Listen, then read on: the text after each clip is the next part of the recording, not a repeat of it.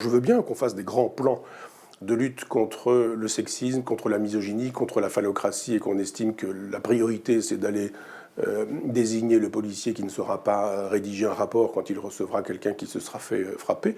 Mais peut-être qu'on pourrait effectivement être sévère sur les discours, sur les textes, sur les personnages, sur un certain nombre d'imams, pas tous, sur un certain nombre de musulmans, pas tous non plus, entendons-nous bien, mais qui tiennent sur les femmes des discours absolument insupportables, mais qui, parce qu'ils sont dans une espèce de zone d'extraterritorialité, on ne touche pas aux musulmans qui contreviennent aux lois de la République, ont le droit, eux, d'être antisémites, ont le droit d'être misogynes, ont le droit d'être phallocrates, parce que si on commence à dire qu'ils n'ont pas le droit d'être misogynes et phallocrates, eh bien, on sera islamophobe. Et comme on n'a pas envie d'être traité d'islamophobe, eh bien on laisse faire le racisme, l'antisémitisme, la phallocratie et la misogynie, pourvu effectivement que tout ça vienne du camp d'un certain nombre de musulmans qui estiment que le djihad est d'actualité, et ce au détriment d'un certain nombre de musulmans qui, eux, ont intégré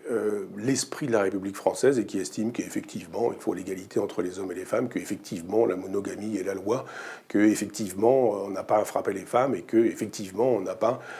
à penser en termes de moratoire sur la question des violences faites aux femmes.